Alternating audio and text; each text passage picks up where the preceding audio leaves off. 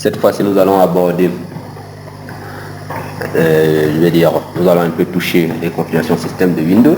Nous allons essayer de lire les paramètres, extra, ajouter un utilisateur, modifier, supprimer un utilisateur, extra, ok. Déjà, lorsqu'on a une machine, il nous arrive de vouloir savoir sa version, faire simple. Si on veut savoir la version du système Windows, on va juste mettre VL, ok.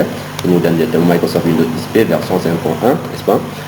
Si je vais avoir des renseignements sur avoir suffisamment d'informations sur ma machine, je vais mettre système, info, ok. Système info, j'ai oublié le S, désolé. Système info. En tapant l'instruction système info, vous vous rendez compte que là, nous avons les informations complètes sur notre machine, assez détaillées, le nom de notre endroit Unix, le nom du code, ajouté, système d'exploitation Windows XP fonctionnel, la version SAR3, fabricant du système, compilation, propriété enregistrée, ok, durée d'activité du système, il n'a fait que 5 heures, fabricant du système, ok, un tas de trucs, modèle du système, architecture, le processeur il est là. Bref, vous avez un tas d'informations qui vont vous aider, que ce soit la RAM, la capacité du DB qu'ils ont placé là, du récit, on va voir. Non, ici. Nous avons la mémoire physique totale qui est de 511 mégas, ok, la RAM, ok. Donc, l'adresse sur le réseau, ok. Là, vous avez là, en tapant l'instruction système info, déjà si vous êtes en train d'acheter une machine, vous aurez déjà suffisamment de renseignements pour pouvoir prendre des décisions de base, ok. Un autre élément dont vous aurez parfois besoin de faire, c'est de programmer l'exécution des tâches sur Windows. Vous pourrez par exemple vouloir arrêter une machine, éteindre une machine, redémarrer une machine, que ce soit sur votre machine, une machine distante pour se faire, ok.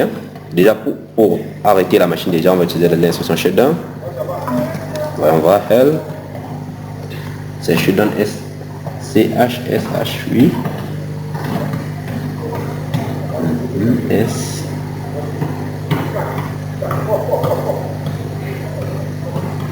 Ben, il n'est pas là. On tape quand même, ok. C'est une commande externe, ok. Shutdown.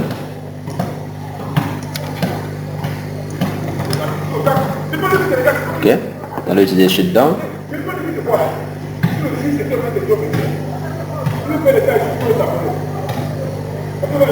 On nous dit avec le paramètre, il va nous afficher l'interface graphique si jamais nous voulons configurer en fait l'arrêt d'une machine distante, ou en fait si nous avons besoin de configurer l'interface graphique d'éteindre une machine, que ce soit le nôtre ou une machine distante en utilisant l'interface graphique, utilisons cela, voir, tiens. Vous voyez directement une fenêtre graphique. Là, s'affiche, ok. Nous allons ici ajouter des informations sur les ordinateurs à éteindre, planifier ou non, et lancer l'exécution. Évidemment, il va falloir que ces ordinateurs, si sont des ordinateurs distants, nous aient donné certaines autorisations. Okay. Si nous voulons redémarrer notre machine, c'est shutdown-R. Maintenant, si nous voulons planifier, nous aimerions par exemple qu'à 10 heures, notre machine puisse nous envoyer un message pour nous rappeler que nous devons aller en cours, ou bien pour nous dire nous avons du boulot. Alors, nous utilisons la commande AT, ok. Et AT. La commande va permettre de planifier l'exécution d'une tâche, ok. Évidemment, vous allez aussi remarquer, pour ceux qui utiliseront les versions Windows 8, système Windows 8 ou tel, la commande add n'est plus très conseillée. Pour cela, vous allez utiliser la commande SC htask, comme ça. Je vais essayer de voir. Hein. SC htask, si on met ça ici. Alors, je vais passer sur Windows 10 pour que vous un peu voir. CMD, ok. Donc si vous utilisez un système un peu supérieur à 7, si vous mettez add, on vous dira non. Cette commande en fait n'est plus conseillée. On vous demande plutôt d'utiliser directement S htask, qui est directement, je vais dire, l'instruction ou bien le nom du fichier du planificateur de tâches de Windows. Okay. tâches. Voilà, directement les tâches, toutes les tâches. N'est-ce pas? Vous pourriez détourner en disant cette instruction-là, planifier une tâche si vous utilisez un système supérieur à Windows 7. Okay? Pour avoir de l'aide dessus. Voilà.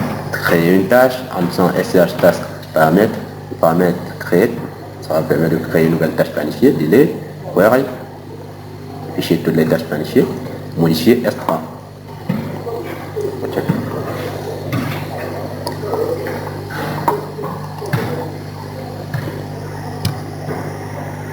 Une autre chose dont vous aurez besoin de faire, ça serait voir tous les processus, les services ouverts sur votre machine, les modifier, les arrêter. Ok. Pour voir les processus ouverts sur ma machine Windows XP, je mets task list.